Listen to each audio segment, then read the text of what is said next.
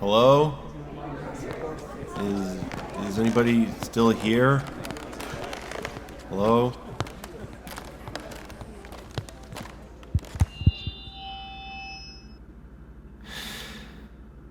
Look, I know there's been a lot of ups and downs around here. Many of you are here for your first time, or you've been around for a while, but I know a lot of others are coming back after a long time of tuning out from this channel. I'm sure you have your reasons. But if you are here, I just want to say, how about we put it all behind us? Let's forget the fighting and the drama, and let's just focus for a minute on something we all love, and that's Doom. In this video, we are going to dive deep into the details of Doom: The Dark Ages, and whether you're a longtime viewer, a new viewer, or one who swore me off years ago, I hope you enjoy. Let's begin. Oh, please. You're too kind. Thank you. No, stop it. Okay, you can keep going.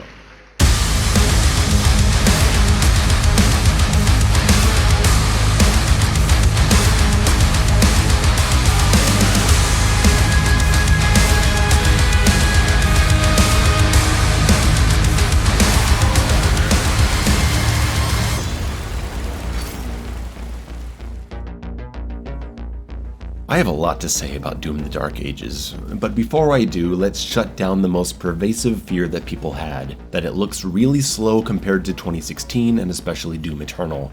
It couldn't be further from the truth, and to prove it, I'm gonna start this video with a few minutes of extended, uninterrupted gameplay showing the total madness and lightning speed found in this game. Here we go.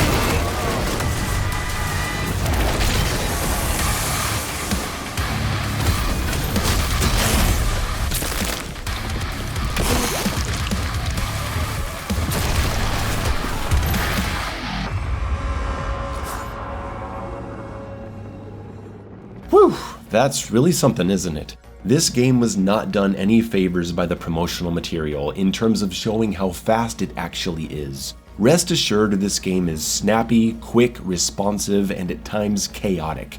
You are welcome to doubt my opinion on this game, for pick a reason from the list, but I will do my absolute best to give you my honest opinion and try to separate my own personal preferences from things I think are actual criticisms. The sprint is wonderfully fast and does not stop you from attacking or defending. The jump while sprinting has a very long arc to it, and you can actually delay your jump after running off an edge. You can wait a long time falling and then hop in mid-air like a discount double jump, which I used to shortcut some secrets. And the degree of mobility given to you by the shield bash can make you feel as fast as Superman. Sometimes this game is even faster and wilder than Doom Eternal if you push it. Raise your FOV in the options menu and the action will feel even faster. This game is not slow, and I'm playing on the default game speed. It can go much higher. The short version goes like this. The Dark Ages is a really fun game that truly shines on your second playthrough when all the mechanics start flowing together more naturally. I think everyone who beats it and feels it was just good or alright should give it another spin, because that's what made me love it. There are parts of the game I think aren't great, or even good, but the strength of the majority of gameplay ultimately won me over and makes me care less about the flaws. But there are flaws, and things I don't personally care for. Believe me, we'll get into it. Enough preamble, let's get to the review. Performance and settings. The Dark Ages ran perfectly for me on PC. The rumors about forced ray tracing are true, there's no option to toggle it, and if you're still using a 10-year-old graphics card, I don't know what to tell you. I can't promise it'll run well for everyone, and I can't use my experience to assure you of anything because my PC is far above the average consumer's, but the ray tracing doesn't seem to be an issue. All I can say is I had no problem running the game at 1440p resolution, averaging about 140 frames per second on a 4070 Ti and AMD 7900 running on an NVMe solid-state drive at Ultra Nightmare graphics settings. This is with frame generation on 2x, and if I turn it off, I get 100 to 110. I keep frame generation on because I don't see any visual downgrade, but what do I know?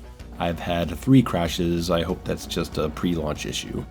Most of the footage you're seeing is actually recorded at lower fidelity because I didn't actually mess with the graphics settings until after recording this, but don't stick to the default upscaling settings. Turn on DLSS, the game looks way better. The game boots up in a reasonable time, and the loading times are super fast. As for gameplay settings, I turned on the threat indicators because despite not liking them being on screen, I found them necessary, at least for the parry indicator.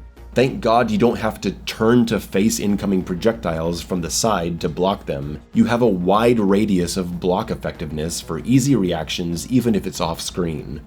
Take my advice, turn off auto weapon switch if you are playing on a high difficulty, because you cannot block or parry while switching weapons. The last thing you want when you run out of ammo is to go into an auto switch animation and then die to an attack you would have blocked. I recommend keeping tutorials on for your first playthrough because there's a lot of new mechanics to learn, but if you ever want to turn them off, currently you have to go back to the main menu screen and go into the options from there. And finally, turn off motion blur if you want and raise that FOV. Difficulty and balance. And quick swap animation cancelling. Like any Doom-obsessed PC player, I played on Nightmare because you can lower the difficulty at any time in the options menu if it's too much. But is it too much? Is it suitably challenging? Well, I have a hard time judging that because I've gotten so much better at shooters over the past 5 years. The Mayo that played Doom Eternal on Nightmare in 2020 isn't the same Mayo as now. All I can do is look at how the game punishes bad play and encourages good play. The fun zone, player accountability. What is their idea of fun in the Dark Ages? And does a skill-appropriate difficulty setting actually get you there? I'd say it does, with a couple caveats. The Dark Ages introduces difficulty sliders. Each difficulty preset puts the sliders at certain values, and from there you can adjust it. It's pretty cool to see under the hood and understand what actually is different in the presets. You can change these values now, and some people hate this. I will never understand why, because I love being able to modify my experiences, and it's great for replay value to challenge yourself more. You could always lower the difficulty mid-game in Doom 2016 and Doom Eternal, which is essentially the same thing, it's just not as customizable. So I don't want to hear any more complaining about people being able to make the game easy. Pick your difficulty preset as you always do, and adjust it from there if you want. Don't worry so much about someone else picking Nightmare and then deciding they want to widen the parry window or change the game speed. As for being able to change settings in Ultra Nightmare, I think they should have made it not unlock the rewards if you do that, but ultimately I don't care. I don't care if someone gets a skin by cheating in a video game. People found ways to cheat Ultra Nightmare in Doom Eternal and 2016, and I didn't lose any sleep over it. And now that I think about it, I actually like that people can now play essentially permadeath modes of lower difficulties. A one life mode for Hurt Me Plenty. That's great. I see value in that. Just because someone doesn't have the dexterity to pass it on Nightmare settings doesn't mean they can't find a satisfying challenge in a lower difficulty permadeath mode, so I'm happy they have it. But some people have been concerned that the mere existence of sliders would result in the developers not paying as much attention to the preset balance as they should. They say it shouldn't be up to the player to create an appropriately challenging experience. I agree, I understand that concern, but I trust id to get the presets mostly right as they have in the other games. The reality is somewhere in the middle. Speaking about Nightmare, which is my skill level's difficulty, I think the enemy aggression, HP, and damage done to player are perfect. But I want to talk about the parry and the resource amount. The resource amount is going to be fine for a lot of people, but I'm talking to certain players out there, you know who you are. I get that this game is not about ammo management. It's not about constant gun variety like Doom Eternal. That's fine. 3 years ago I made a video about how I want the next game to be very different and not just repeat what Doom Eternal did. I got what I asked for. The loop this time is centered more around your guns of choice while balancing a whole bunch of new factors like different melee strikes, blocking, parrying, shield bashing, shield tossing, and managing the synergy between your options, like how an upgraded Impaler can get a charged round after parrying or doing a shield bash. My favorite sequence is locking down an enemy with a shield toss while doing high damage from range, swooping in close for a shock-applying melee strike while switching to the triple shot combat shotgun to set them on fire, and then the execution makes them explode, killing other enemies around them. The weapon quick-swapping mechanic of Doom 2016 and Doom Eternal isn't here. Instead, rhythmic swapping is now done between different actions. While you can see a single quick swap between Impaler and Rocket, what you really want to do is shoot the Impaler while tossing the shield at an armored enemy. Spike, shield, spike, shield, spike, shield bash. You can do this with the shotgun or rocket launcher, any weapon really. This time it's not about animation canceling weapon shots into other weapons. We're instead canceling the super shotgun's long reload animation into a shield bash to falter, and then we get another SSG. See, it's still kinda like quick swapping, we're canceling the reload animation, just in a different way. Since your two hands function independently from each other, use the shield toss as an opportunity for a weapon swap. Spike, shield toss, super shotgun for example. Cancel the super shotgun into a shield bash and get another one, and finish with melee strikes.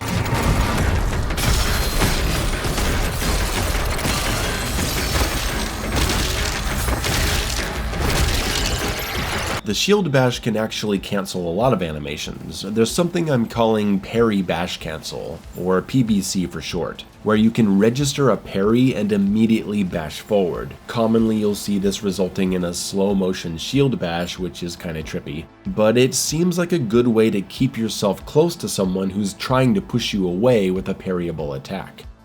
I even discovered an animation cancel for the rocket launcher. If you throw the shield before firing a rocket, if the shield makes contact with a heavy demon and you switch to another gun, it's much faster. Rocket to shotgun normally has 90 frames between firing each weapon. Using a shield toss to cancel it drops it to 60. Who knows what other kind of cool tech there is with weapons and equipment. This doesn't create looping quick swap combos like Eternal, but it's very cool to have these situational high-speed combo moments and animation cancels if you get the inputs right.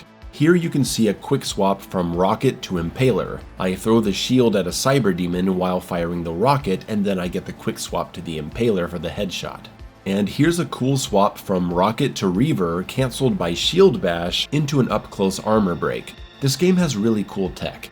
I'm not saying this will be the meta for speedrunners or anything, but much like my work in Doom Eternal with full auto, microwave beam, and remote detonation, there appears to be some really fun ways to play this game. And with that, let me shut down the other idea about this game, that it stifles creativity. The idea that the most effective thing to do is just stand there and parry all day. If you want to criticize the power of that option in terms of balance, go right ahead. That's fair. But it's ridiculous to say that it's also the most effective option and there's no reward for creativity. We are right back in the Cacodemon Sticky Bomb nonsense from 2020. I hope seeing this puts some of the worried Doom Eternal players at ease. There's still a lot of fast tech in this game, based on several offensive options across 5 different inputs and some moments of animation cancelling. It's not the same, but it's got the same spirit, and I'm totally into it. It might take you a couple playthroughs to fall in love with it and make it feel natural, you gotta find the new muscle memory, but these are fun new mechanics to master. The only thing I genuinely think is missing is the ability to pull out a different weapon when coming out of a shield bash, an execution, and possibly a melee strike. The game is so fast that I think it's awkward to have players getting in this close with these attacks and then forcing them to slowly take out the previous weapon that they no longer want and then wait to slowly put it away and take out another. It can be frustrating. I'm currently trying to work around this by selecting the next weapon I want right before I do something like a shield bash, so it comes out first. But that's a very preemptive way of thinking for a game that is honestly very reaction-based. I personally think it would feel a lot better if I could shoot something like the chain ball, shield bash in, and then come out of the shield bash with my shotgun. I'm not asking for crazy animation cancels to make this game something it isn't, I just think it would eliminate some moments of frustration, and I specify those 3 attacks for a reason: bash, execution, and possibly melee strike, instead of just generally saying you should be able to buffer a new weapon when using the shield. Because I imagine that even if the developers end up wanting to smooth this out for players, they don't want people suddenly able to fire a weapon, tap shield once, and then switch to another in some Doom Eternal style animation cancel. What's wild is that I've found if you do a from above glory kill animation, it is possible to buffer a weapon switch. Look, I'm holding the rocket launcher, I press shotgun a couple times, and I actually get it. But it's super inconsistent, and I can't get it to happen after anything else like the shield bash. So the code is there for me to be able to do this. It would just need to be standardized as an official mechanic, or removed if they don't like it. Anyway, there's a lot of ammo around the maps, and you get ammo back from your series of melee strikes, which recharge over time, like Eternal's Chainsaw. Melee strikes also recharge faster with parries, and you usually have a comfortable amount of ammo at any time. I respect the vision that they have for this game. I think if it had been designed with loads of gun variety as the fun zone, this would be a failure. But it's a different fun zone with guns as a complement to the rest of your arsenal. I think it is a fair criticism to say that the default Nightmare preset is too generous with resources. So to the Doom Eternal players out there, to anyone who loves the feeling of running out of ammo if you're using one gun too much, I'm recommending that you lower the resource settings down one more notch to the lowest setting, and you'll feel more pressure to use your melee strike. Melee strike is not only for ammo, it's also damaging, faltering, exploding, however you want to upgrade it, but I personally enjoyed the additional resource pressure. It made me get used to using melee more when that doesn't exactly come naturally to me in an FPS. The resource slider affects what you get from pickups and what you get from executions, melee, armor harvesting, and just general resource drops when killing enemies at low health. The lowest setting will make a large health pack heal you for 10 HP, while the default Nightmare setting will heal you for 15. A shotgun pickup will give you 2 shells compared to the default 3. These differences make an impact on the early game your first time. But as your max values increase, so too does the value of pickups, where you'll be gaining a larger percentage of your total. I liked feeling desperate to heal myself with an execution, or knowing I really need to hit a parry to give myself time to land some melee strikes for ammo. If you're looking for that feeling, it's there. Not to the degree of Eternal, but it's there. This will, however, go out the window once you find the mace in the second half of the game, as it refills all your guns when you use it. So avoid that if you want, but it is admittedly very cool. Eventually you just get insanely powerful, and I think that's a valid criticism to have, but by that point I was just entertained by how badass everything was. Secondly, there's the topic of the parry. Okay, in the past I have stated that I don't like games based on parries, so everyone who hates me was rejoicing to see Doom get ruined for me by adding parries. But really, I'm not anti-parry. Just last year I enjoyed Space Marine 2, which emphasizes parrying. I loved the remake of Resident Evil 4 and even played on Professional, where the parry window is razor thin, and it was great. I enjoy using parries in God of War, old and new. I even started using the parry now and then in Sifu. I also enjoy the parry mechanic in Fight and Rage and Final Vendetta. There you go, 6 games with parries. I'm not anti-parry, I just don't go looking for games built around parries, and Sekiro's focus on learning a bunch of specific enemy attack patterns to parry all of them wearing down an enemy's structure just isn't my idea of fun. I'm sorry. It's a great game, I know that, it's just not for me. So I was not excited to see a parry emphasized this much in a new Doom game, but I've been open-minded about it, and I think the parry in the Dark Ages feels amazing. It's really not that hard to do, there aren't dozens of intricate attack patterns to learn. It's powerful, it's satisfying, it feels like the new God of War parry, which I learned to like a lot in Ragnarok's boss fights. I'm gonna bring up God of War a lot because there's a lot of similarities. But on the topic of difficulty and balance, this is a tough one to get right for everyone. I'm surprised the parry slider isn't lower than the center for Nightmare, and if you want to lower it, you can, but there is a harsher spam protection that can mess up your ability to block in general, so I don't really recommend it. Don't try to spam parry, go for single tap only. If you don't like the green color for parry attacks, or you have vision issues, you can customize the color in the accessibility options. Make them purple, blue, yellow, even make them so red that they're nearly indistinguishable from regular attacks. Go nuts. So yes, we have to judge this game's balance based on the preset difficulties. I agree that it's not up to the player to make a game challenging. And by that standard, I'd give it a B-. I played half the 22 level campaign on the default settings, and the other half with the resources set to low.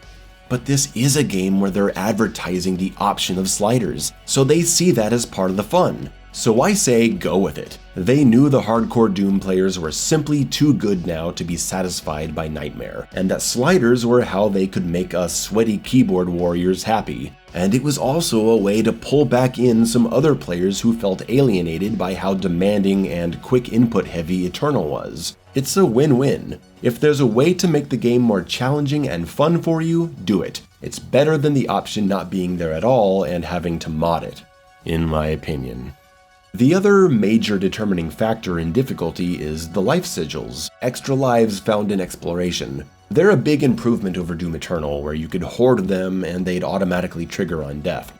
Now you can only hold 3, and you can choose to use them or reload checkpoint. Fantastic change. I tried not to use them because I'm looking for a pure challenge. I only used them if I died after a series of rooms and I didn't want to repeat something. Life Sigils is also where one of the game's annoying menu issues appears, where you can't just click something. If you just try to click and hold, it doesn't register. Super annoying, easy to fix I imagine, it applies to everything in the game menu. If they fix this soon, I'll clip it from the video. You'll probably notice that life sigil prompts are pretty disorienting. I don't know if that's the word for this. When you die, you get this prompt, but it actually appears before you receive the killing blow. So you don't see yourself die and then get the prompt. The game often doesn't let you realize what killed you. It just interrupts you and says, "Hey, you're dead, you want to use a life sigil?" And you're like, what the fuck, I died? How? You have to click no to let the scene continue and actually see what hit you. It's really awkward. In another God of War comparison, you know how you see Kratos die first, and then it asks if you want to use a resurrection stone? That's how you'd think this would be here, but it's not. It's just this sudden jolt that doesn't let you feel or understand the killing blow and mentally register the mistake. You're more shocked by the prompt than you are actually getting hit. To conclude this long section about difficulty, I will mention something here that might become irrelevant if the devs decide to change it, and that's the brink of death protection. I don't want to get into every issue and opinion that was reported and could possibly be changed, but this is one I need to talk about because it affects everyone.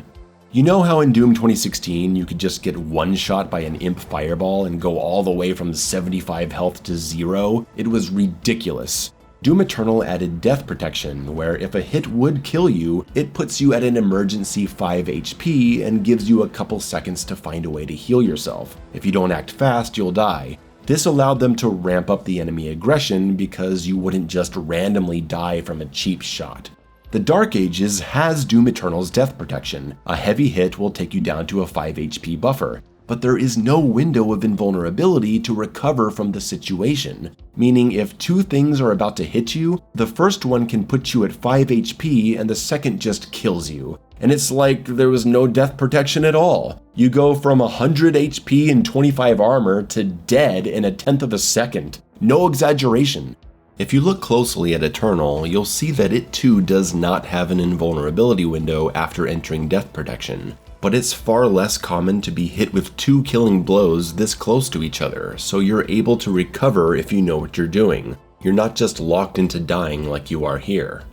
I'm not saying they're going to change this, and I'm not mentioning it in this video as a way to put pressure on them to do so. I've reported it to them, they know how I feel about it, but this is one of the cases where I feel a responsibility to inform everyone about this because I'm certain there will be a lot of people thinking, how did I just die there? This is how. There's no death protection invincibility buffer, so you're getting melted. This has been my experience, and it's been the experience of other reviewers whether they realized it or not. It might stay like this, it might change. If it changes, I'll cut out this entire section. But if it doesn't change, I don't want people having no idea why they're dying in these situations. And Ultra Nightmare players need to know this is a thing. I got you, my boys. Executions and Faltering. We all know about the change from synced animation glory kills to free-moving executions. I've been open to seeing how this was going to feel, though I really like all the detailed gruesome kills of the other Dooms.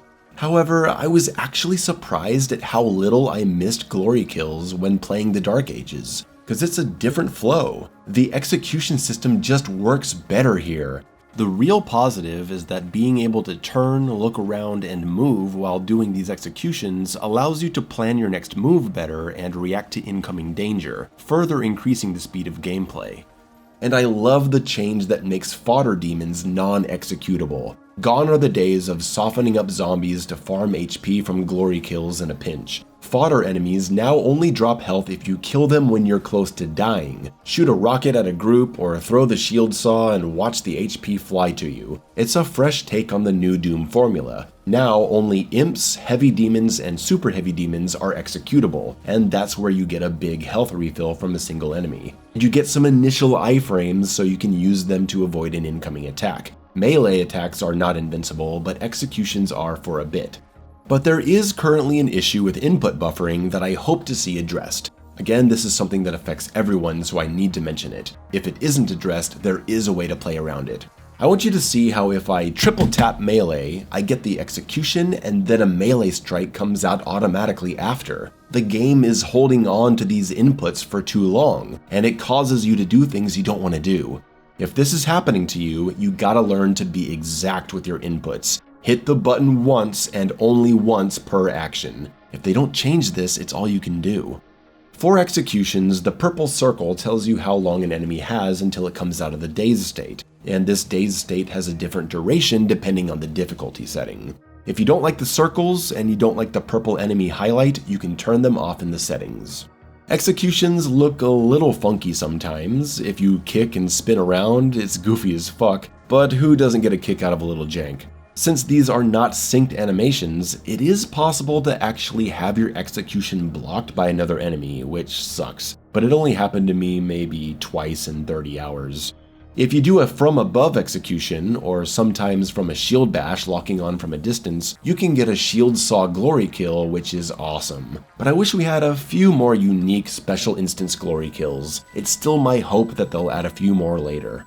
There is unfortunately no menu option to reduce the slow motion effect on executions, melee, and parry, which means you'll regularly enter these long periods where you string these things together and the game slows down over and over. It's a cool effect, and the game is crazy enough to where there's real value in being able to plan your next move during that extended time, but it gets pretty repetitive, and I expect a good number of people will want to see a way to adjust it. Will that option come? I don't know, it's still early. I can live without it, but it would be nice to have. Now let's talk about Faltering. If you know Doom Eternal well, you'll know that the Faltering system was the most interesting mechanic in the game. An enemy stopping impact caused by a blood punch, a grenade, landing a high damage hit, breaking a weak point, a microwave beam explosion, a remote detonation rocket. If you mastered the rules of it, you dominated the demons in style. But a lot of people didn't really notice it or figure it out if they were playing casually. It took serious work to understand what was going on. I did a whole video breakdown of this mechanic. Apparently, id Software knew the Faltering system was where the real meat of the combat lies, so they've pushed it into the foreground this time. Several options specifically mention enemy faltering as a benefit, and they've visually signaled a falter state with these yellow rings. Now everyone is going to know when they're faltering enemies and how they're doing it. If you don't need the circles, turn them off like the dazed highlight. I'm just glad they're there by default because knowing about the faltering system is super important. Exploding plasma shields will falter surrounding enemies. Explosive barrels will falter. Shield bash will falter heavy demons, but not falter a Mancubus or anything larger, demonstrating the existence of soft and hard falter states from Doom Eternal. Parries will falter almost every enemy except for a few that have multi-attacks like Whiplashes and Agadon Hunters.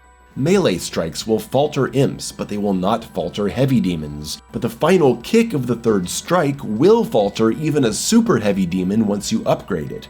You can strategically time this by parrying to falter, doing 2 punches in the stun window, shooting a gun, and then triggering the kick to re-falter an enemy and set up more damage instead of waiting to parry. You can use melee on other enemies and then run up to a super heavy and falter him with the kick. I think when people just look at gameplay footage, they assume melee strikes are just mashing punches and kicks, but there's actually strategy behind it once you start targeting the kick on specific enemies. Learn your falters, it's key. If you're bored by parrying a guy and just shooting, it's because you don't know how to use falters yet.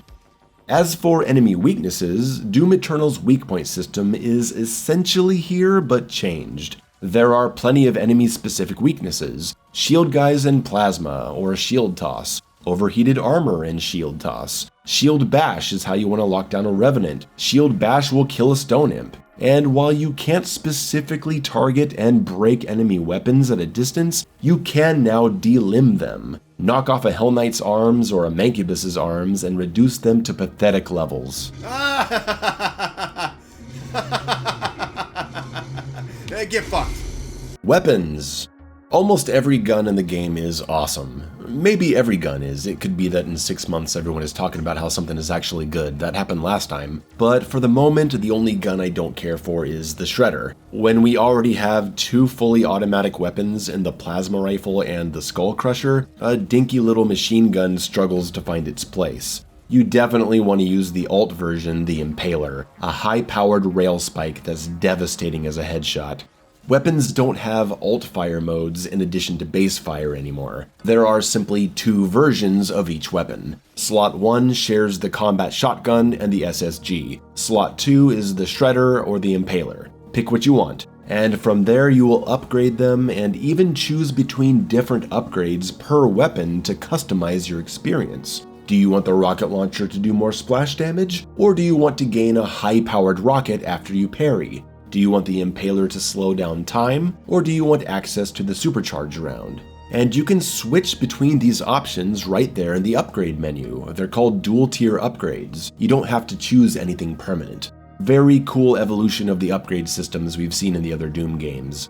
The Skull Crusher gains the ability to fire super fast, and then upgrade it to recharge that super speed by using melee. If I could change one thing about this upgrade system, it would be, again referencing God of War, in Ragnarok you could disable any skill you purchase. I think it would be awesome to power down your weapons, power down your shield and runes if you want to, or maybe if you simply don't like the upgrade you purchased. The new Chainball gun is a superstar. Instant charge shot after a parry, upgrade to break armor, great range, you're gonna wreck things with it. It's not my favorite to use, but I think it'll be popular. This is definitely one of my favorite rocket launchers of all time. It's really powerful, lots of self-damage, so you have to be careful, and that parry charge rocket is so nice. Nearly every weapon is of limited range. You'll see here I can't hit the exploding barrels with the Impaler or the Plasma Rifle. Only a slow-moving rocket will make it that far. They are definitely getting you to play closer to the action, and I approve.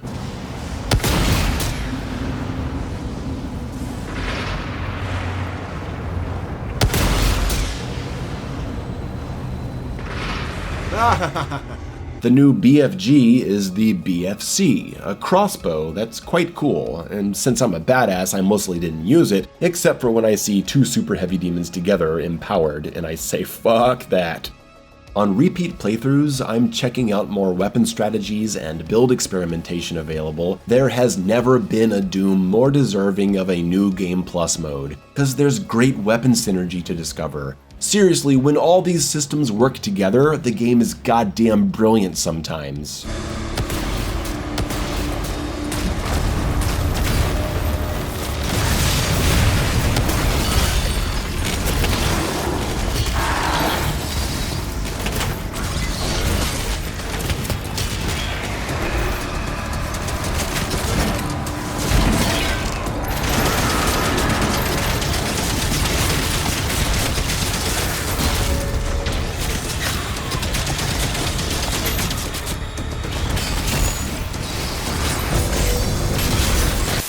Real quick, there is no sponsor here, but I want to pitch a few of my own favorite videos. How the Ghost in the Shell remake stole the script of RoboCop, my top 25 favorite classic Resident Evil camera angles, how Mortal Kombat changed my life, my competitive history with the series. I also just did 2 massive reviews of Season 1 and 2 of The Twilight Zone. Links are in the video description.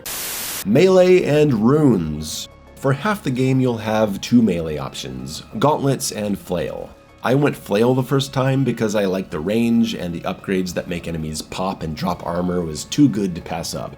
But now I'm running the Gauntlets with the Shock upgrade because Shock puts them in a state where they take more damage from anything, works great with high-powered weapons, and that hard Falter kick is amazing for dominating super heavies.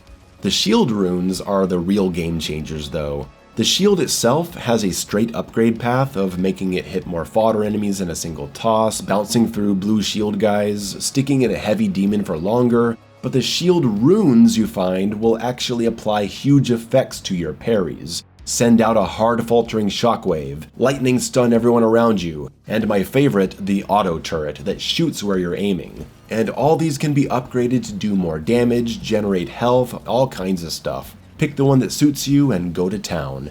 I wish we had a way to cycle between runes in real time. I hope the PC modders can do this. I want a button to go to the next rune. I think that would allow for some crazy creative playstyles, like Devil May Cry and Dante being able to switch styles mid-combat. It just allows for so much expressiveness. My dream is to see this become an actual thing in-game.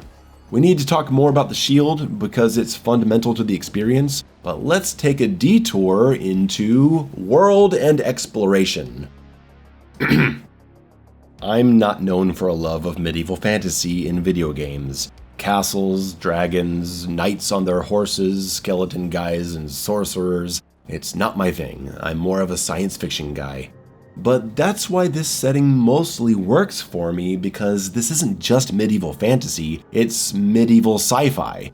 Sure, there's plenty of running around open forests and villages, so much that I feel like I'm back in the new God of War games, but we also have giant spaceships and lasers, crazy other worlds, futuristic tech, and cybernetic demons. I'm into it. Not as much as the locations of 2016 and Eternal, but a lot of the locations in the Dark Ages are cool. I did get a little tired of all the levels out in nature, but I was happy to see where the game went as the hell levels look great and the cosmic realm is truly something special. Upon replay, I didn't mind the medieval forest levels nearly as much because of how fast I was flying around. If you were excited by the idea of me being miserable because of this game's setting, I'm sorry to disappoint you, baby. Artistically, the game is gorgeous, that's no surprise, and the titans in the background add life to this video game war zone. How awesome is it to see this happening in real time? To see a titan send an Atlan mech crashing through a bridge right in front of you. Most of these scenes are very cool, but sometimes things aren't quite so awesome. When you see it's just a titan stuck in an animation loop, kinda breaks the immersion. For the first time in Doom, we have largely destructible environments. Break boxes, vases, shacks, whatever. It's really cool. It enhances the immersion of combat. The maps are huge, some much more than others, but it's not an open world game. You're not finding people to give you side quests. What a nightmare that would be. Instead, you have missions to take out cannons, or hit switches, or close portals. and you can approach them in the order you choose as you go around exploring for secrets. Imagine the Foundry level from 2016, but stretched across a map 10 times as big, and more than once. I'll be honest and say I think the maps can feel too big sometimes. It will be a point of contention for people who prefer the more straightforward approach of the last two Dooms, and the Siege level really started to wear me down after a while. But I guess it's also on me for wanting to explore as much as I could. Is the map too big, or am I making it last too long by spending too much time here? I got to the point where I just didn't want to be in the level anymore. But I need those weapon upgrades, man, I can't leave yet!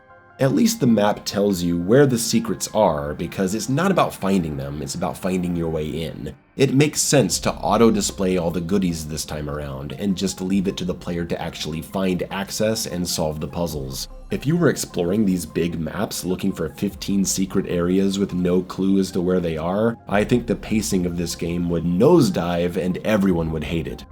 The map is easy to use, Doom still has the best auto map in the industry, and this is no exception, but I'm hoping they fix this. Colored doors do not appear on the map. Maps that are so big you will certainly forget where they were. There's no reason for them not to be marked. Hugo, please, I'm fucking lost over here. The secrets are very well done. Speaking of God of War again, just like with the axe, there are many puzzles involving the shield where you have to manipulate the room, moving things around, platforming. It's fun. I don't think any Doom has done secrets and exploration better than this. There's also still a lot of platforming. It's just different than how Doom Eternal did it. Eternal's platforming was designed not only as a pace breaker, but as a skill reinforcer, because the way you traverse these platforming sections directly translate to the mobility skills you can implement in combat. I have a whole video on that, check it out. The Dark Ages platforming flows more organically with jump pads, single hops, shield bashing through hoops, and shield tossing to grapple up high. If you hate platforming no matter what, then I guess you'll hate this too, whatever. And if you were one of those people who went nuts over a 10-second swimming section in Terrace Nabad, get ready to have a heart attack when you see even more of it here. Several maps have extended periods of swimming, and things like this don't exactly help replay value. I don't care about swimming sections, but I know they drive some people crazy. There is no fall damage taken anymore from falling off the map, which is great because some enemies can actually push you so hard that you can fall off in combat. Since this is a game with a lot of exploration, thankfully it's not splattered with yellow paint all over the place as has become common these days, but we do have colored indicators to direct our attention. I think using green blood pouring from statues is a nice way to make this kind of guidance feel natural in the world, but we could have done without the yellow scratches on climbable surfaces. I prefer Doom Eternal surfaces that are just their own texture, and I don't think you have to tell us to climb a box we just pushed. Maybe a bunch of playtesting says otherwise. As you're exploring, you'll find gold all over the place, occasional rubies found in secret areas and special challenges, and the ever-elusive Wraith Stones to unlock high-class weapon upgrades. A lot of time is spent finding these, so thank God if you die and load a checkpoint, all the currencies you found in that time stay with you to avoid having to re-explore areas. The currencies are simpler to understand than in Doom Eternal, with an upgrade screen that clearly tells you what you have, what can be used in the moment, and what you need.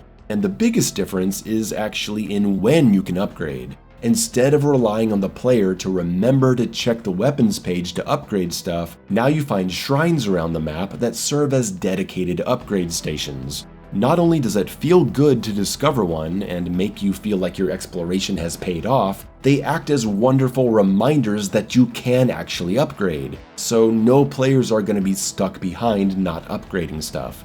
I personally witnessed many new 2016 and Eternal players completely forgetting about upgrading their weapons and their suit and what currencies they were supposed to be using, so I support this change. Upgrading is a huge part of the experience, and I love that they're going to get more people into it in a non-patronizing way. Plus, the presence of shrines and seeing everything you could purchase acts as a great psychological motivator for going out and exploring to find more currency. I can't express how much I love this change to the upgrade system. But come on guys, why do I have to stand at a specific distance to activate a shrine? I can't press the button if I get too close to it? That's not right. Let me balance all of this glowing praise with some hard criticism, directed towards what will undoubtedly be the most controversial parts of Doom: The Dark Ages: the mech and the dragon. Oh boy. Maybe this is a personal preference thing, but I remember back in 2020 when Doom Eternal came out and a bunch of people expressed disappointment in seeing the giant mech at the Doomslayer's base, but not actually being able to pilot it. And I thought, really? You want to pilot a mech in a Doom game? Why? Well, it's a reality now. And I'll start with the positives, because I'm in a generous mood today. The sounds of the punches are great. I like that after a few punches and a dodge, you gain access to a hard faltering stomp or a charge punch. The gory explosions of the Titans is awesome. I love pushing a Titan into the environment and seeing total destruction. And the levels are fairly short, relatively speaking. But these levels are what I always feared they would be: shallow, repetitive, and lacking replay value. They're essentially button mashing levels and mindless killing with a sidestep here and there. And I get it. The idea behind them is we just thought players would find it badass to be in a mech and punch some demons. Sure, I think there's plenty of folks out there that will enjoy the rock'em sock'em action here, especially if they're only gonna play the game once, which is what most people do. I get it, but I'm not very entertained by something that isn't fully realized. When I play these sections, all I can think is I'd much rather be back on the ground. And what the hell are these guys doing on the bridge? They're just standing there, shooting at no one? Are they having a party or what? I know, it's ridiculous to expect id Software to make these sections as detailed as I want them to be in a game where they're basically just a pacebreaker mission, and if they made a dedicated mech battle game a la Armored Core, I would be 100% down for that. But as it is now, these levels for me don't add value to the experience. I can't stop my brain from wandering and thinking, what if they'd made a couple other demon AIs instead? I feel the same way about the dragon sections. No, actually I feel more strongly about them, because they are much longer. And unlike the mechs, which have several different attacks and weapons, the dragon just shoots a machine gun. You lock onto a target, dodge to supercharge the gun, and blow it up. Land the dragon, play a little part of a level, and then it's back on the dragon, chasing enemy ships and shooting them, flying through health rings, killing a giant worm, shooting more turrets. All of this multiple times in one level, and it's not the only level. Exactly like my mech level criticism, these levels are too shallow for me to dig into and really appreciate. If id Software made a flying dragon game, I'm sure it would be badass, but I'd prefer these sections not to be here. I anticipate some really toxic backlash to them, and I think Ultra Nightmare players are gonna hate these levels unless some crazy speedrunning skip is discovered and the community agrees to use it. Because while a casual player might say, hey, these dragon and mech levels are just fun pace breakers, I think they're neat, and that's totally valid, I cannot imagine how it's going to feel playing these levels 40 times as you're attempting Ultra Nightmare runs. I can't wait to see what the Dark Ages streamers say when they reach a dragon level for the 500th time 2 years from now. And finally, the turret sequences. I think it feels like a pretty dated thing to include, like a QTE cutscene or something, and I wish they weren't here. I have to make my own fun by shooting the Titan in the dick. Okay, let's change the subject to something positive, and that's the shield. Good lord, Christ almighty, this is the coolest weapon ever. The shield toss clears out groups of fodder enemies for healing.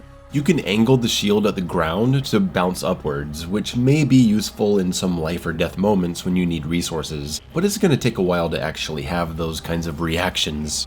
Against overheated enemy armor, it breaks it and causes armor drops for you. As weapons get more powerful, you can heat enemy shields much faster for easy removal. If you hated Doom Eternal for all the active resource management, stay away from the Dark Ages. The rest of us will be here having fun. Seriously, some people saw the previews and thought this was going to be some total abandonment of everything they saw in Doom Eternal, and it's just ridiculous. It's still fast, it's still focused on active resource gathering, there are still clear enemy weaknesses that get you to use different things, and there are some sick combos you can do.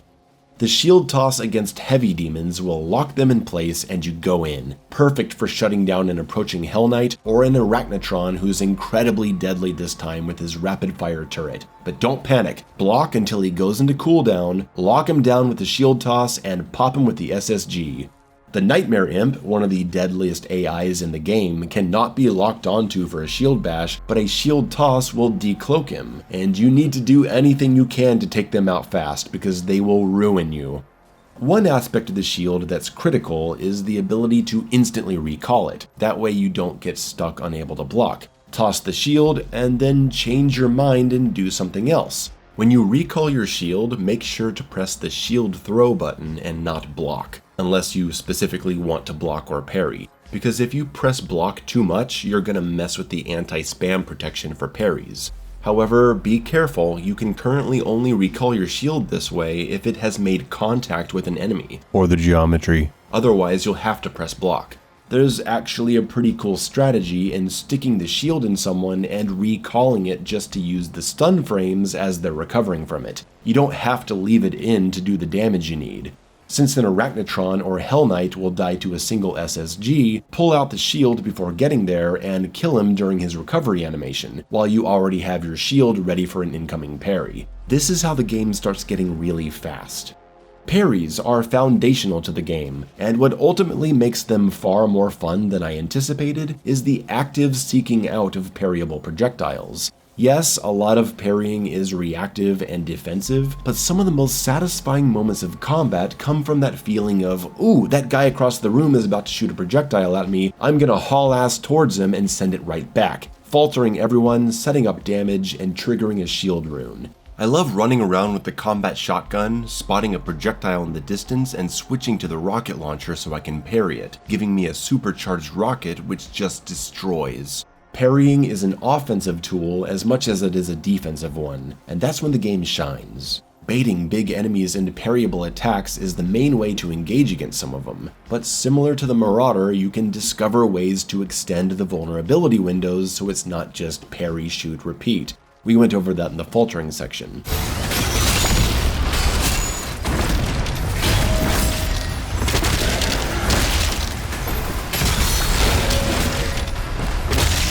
A lot of enemies are going to be shooting big projectiles at you, parryable or no, and some of them actually track you. Not entirely, but they curve towards your position. It's pretty interesting, because they combine this with other types of projectiles that make you react in different ways. You're not just avoiding projectiles here, you need to be blocking them. You can block any regular projectile, but it'll start breaking your shield, and you do not want to be without your shield in this game. It's lights out in that case. Shield durability is tied to enemy damage, so playing on higher difficulties will result in a shield break after like 2 blocks of high damaging attacks.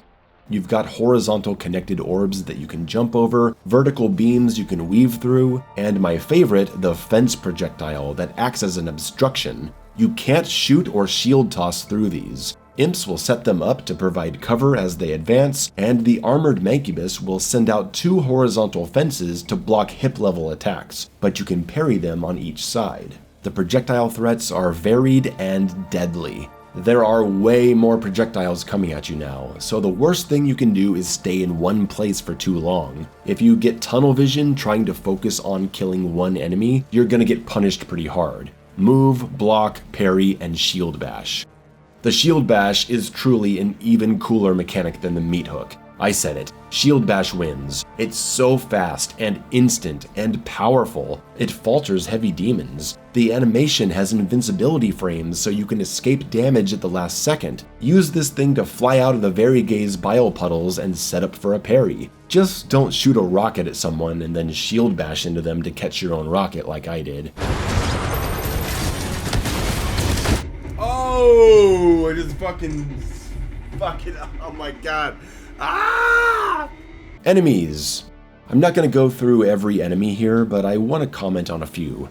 Let me get a round of applause for the Stone Imp from the Ancient Gods Part 2. An enemy that most people didn't like very much makes a glorious return in the Dark Ages with a new makeover. Their sonic roll can be parried, which insta-kills them, sending out 3 projectiles towards other enemies. They can be shield bashed, which makes them explode in a powerful AoE blast. They go down in a single shot from the Impaler or a direct rocket. But they are unaffected by the shield toss. You can't lock the crazy bastards down, in a nod to their annoying weapon resistances from Tag 2. They're small, but they will mess you up if you ignore them.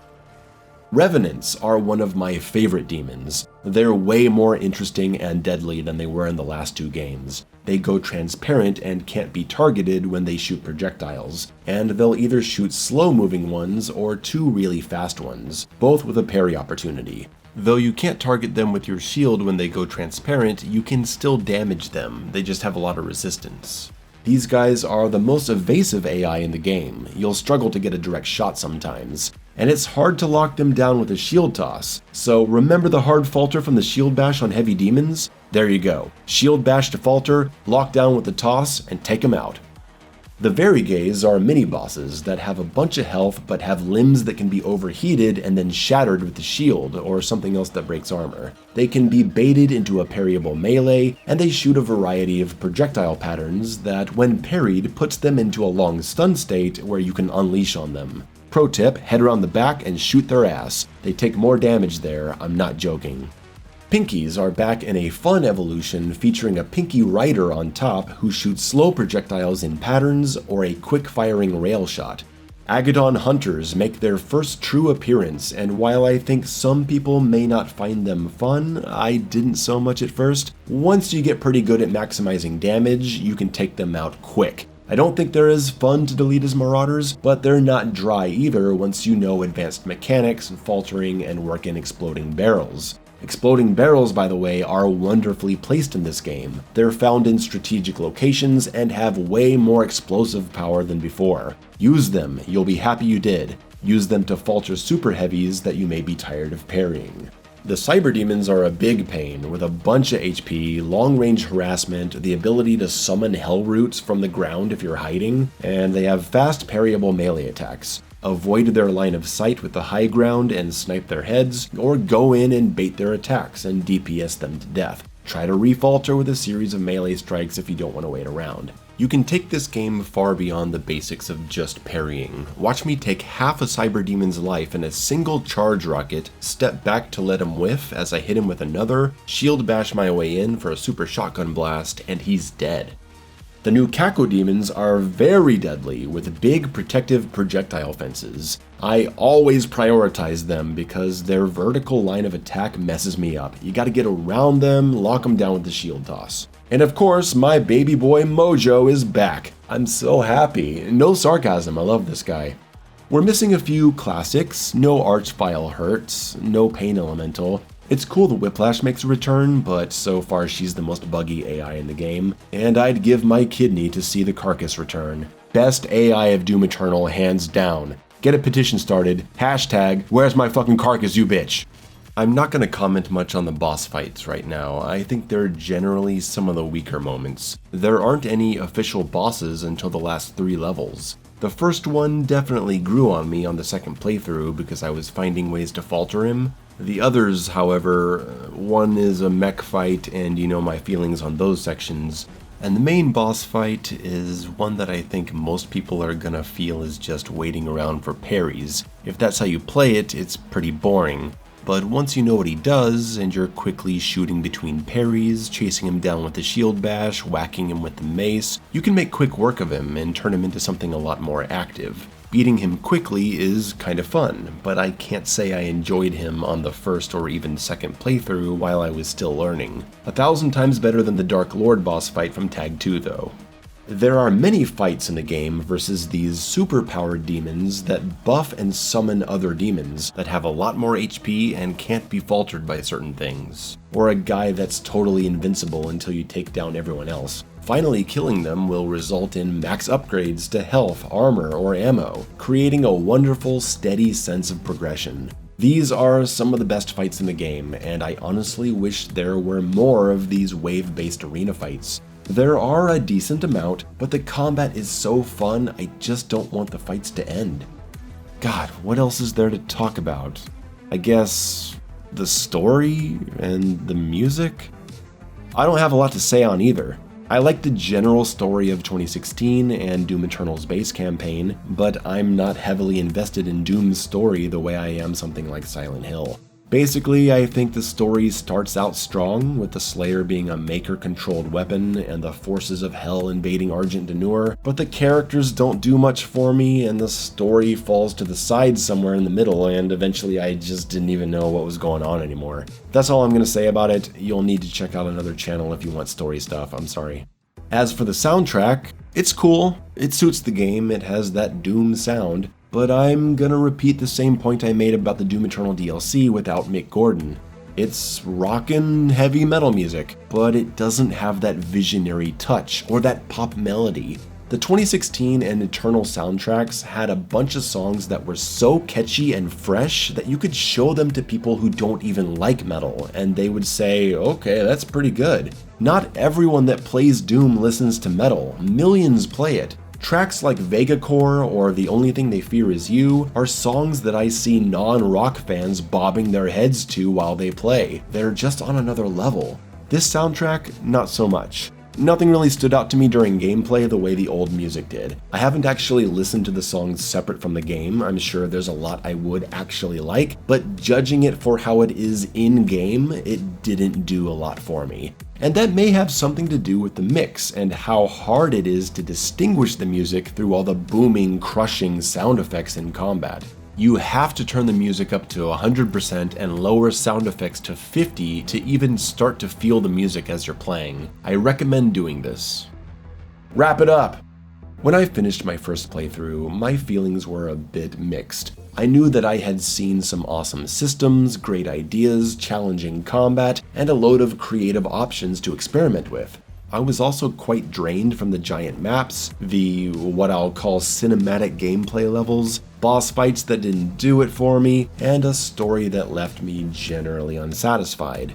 But knowing how much fun I had in many parts, and being a huge Doom fan, I knew I had to go for a second playthrough, and that's where it all came together. I was more focused in my secret hunting, which made the levels go faster. I skipped the cutscenes to get back to the action. I checked out some new builds and weapon strategies, discovering a love for the combat shotgun upgrades. Hell, I noticed in the first level how much I was kicking ass. A lot like how I feel after I finish a Ninja Gaiden game or Devil May Cry, and the next playthrough you're just comboing everything in style. It finally clicked in a way that Doom Eternal clicked for me immediately 5 years ago. I was melting these Hell Knights with shield strategies, melee, and guns, 2 at a time, not letting either of them do anything to me. I was moving at lightning speed. I focused on certain weapon upgrades I knew I wanted in the early game, saving shield upgrades for later, so I was doing more damage now. I was strategically targeting barrels, gaining more control over when I falter enemies to create stun locks.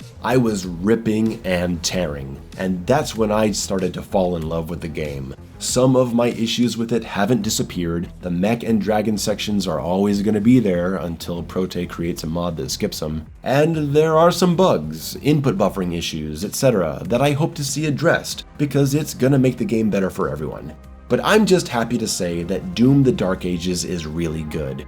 If you're mixed on it after clearing it, trust me and just replay it. There's no other FPS like it, so it's understandable that it could take a while to click for you. It's not going to surpass Doom Eternal for me as an overall product. That game simply means too much to me. It's like Mortal Kombat 9, it's always going to be the best. But I like it, and when the combat really gets going, it's pretty fun. I'm reaching those levels of Doom Eternal enjoyment. I definitely put it over Doom 2016 in that aspect. I think id Software has created something unique and deep and interesting, and that's all I wanted. I didn't need to love it more than Eternal. It's like your favorite band, right? You have your favorite albums, but you don't need to be able to say that every new album is one that you love more than the last. You're always going to have your favorites. Maybe the new album doesn't hit all the highs of the previous album, but there's a bunch of cool tracks on there that you definitely want to hear live when they come to town. I'm not sure how much I'm going to replay it. It is quite long, it's got levels I don't want to play a bunch of times. Maybe this is best considered as a big epic fun adventure and not something to master over 500 to 1,000 hours. I can live with that. Some of my favorite games are ones I only played a few times, and if that's the case with this one, it's fine, but I'll definitely be playing it a bunch more in these months. I don't know how many videos I'll make about the Dark Ages. I have a few ideas, but I can't promise 2 full years of coverage like I did last time. If you'd like to support my work, like and subscribe. If you want to join my Patreon, the link is below. Thank you to everyone for watching, and for those of you who came back to this channel after leaving a while ago, thank you for giving this video an honest chance. This moment is obviously a big deal for me. It's been 5 years since Eternal, and here we are with a new Doom. It's an amazing thing. I even lit a candle while recording this video to make it a little special. I hope you found this review informative, entertaining, and helpful. Goodbye for now.